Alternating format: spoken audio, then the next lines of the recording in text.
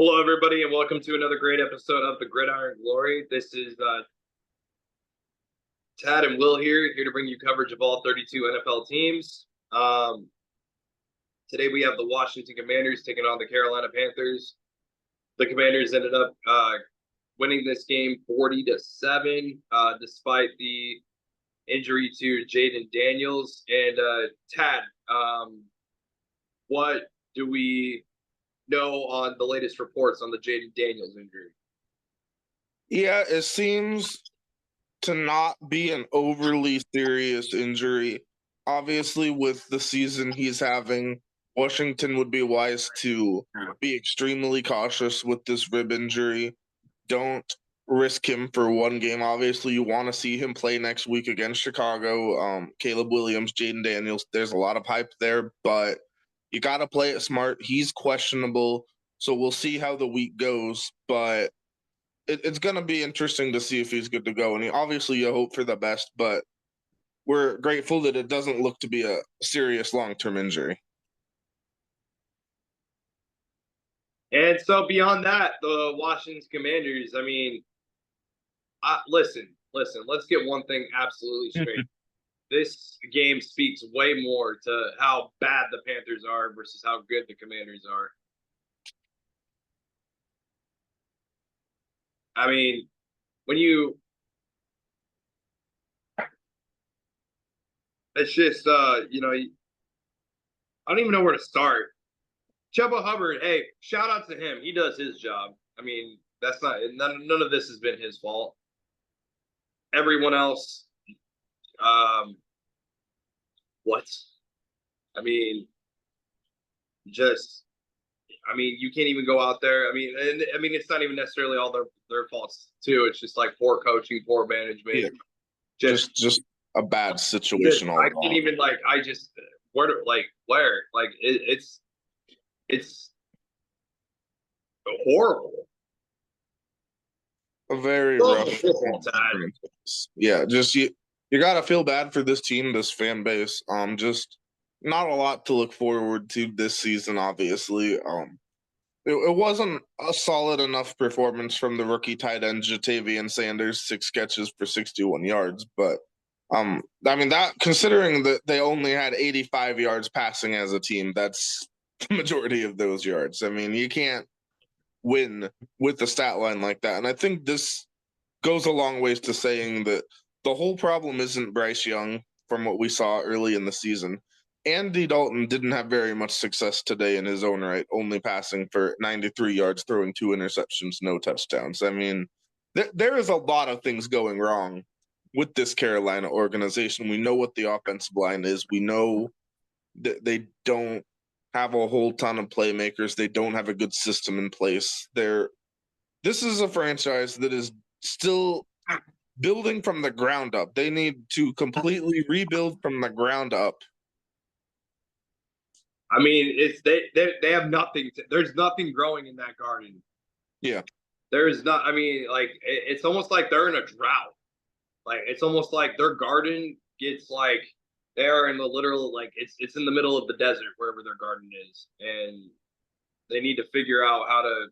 They're in the middle of the desert, Tad, and they need to figure out how to grow something there. I mean, their offense was bad. Their defense was bad.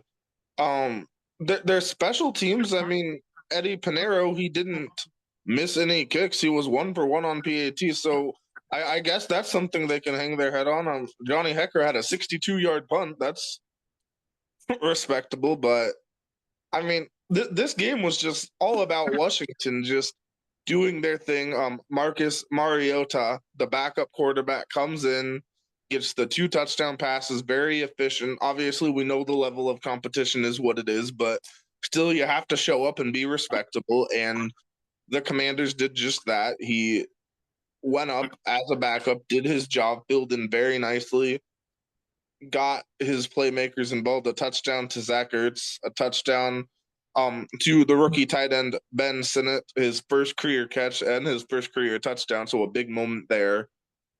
Brian Robinson, respectable, 12 carries, 71 yards, and a touchdown. So they did their job. I mean, when you play a team that you know you're better than, then you're expected to show up and play well, and they did just that. Yeah, this is a really good NFC Washington team. Certainly an NFC Washington team that's going to contend for the NFC playoffs, in my opinion. Mm-hmm. I would probably bet on them to win the East. Yeah, I mean, right now they're a half game ahead of Philadelphia.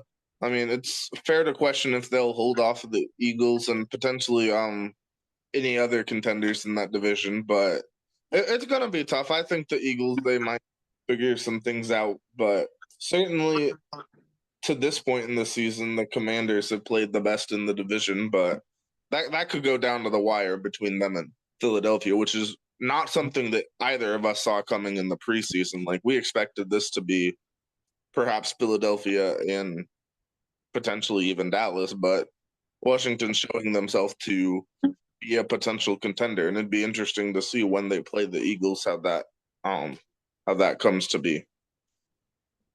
And it doesn't get any easier for Carolina as they go on the road next week against a pretty hot Denver Broncos team. Um, so, you're honestly, I know the Broncos defensive line and how stingy the Broncos defense is, and I already feel sorry for the Panthers. Like, it is the NFL and anything can happen, but For sure. I want to take my chances. And then for Washington, they have a pretty, like you said, a pretty big game next week versus Chicago at home in the Sunday afternoon slot. And so, do you think Jaden Daniels would play in this game, or? I think the Commanders going to exercise extreme caution, and if they don't think he's ready to go, they're not going to push it. Obviously, he's your franchise quarterback. You don't want to risk a major injury. I think we could both agree with that. But if he's good to go, then that would be really exciting to see him go up against Caleb Williams. That's what we're all hoping for. So hopefully he can heal up throughout the week. I don't really have any other final thoughts or takes on this game. So Commanders, a great performance. Panthers, terrible performance. There you have it. Yeah, thanks to everyone for following along throughout the season. We'll continue to deliver quality takes, so feel free to like, subscribe, and continue to hear our content as we go through the 2024 NFL season on the Gridiron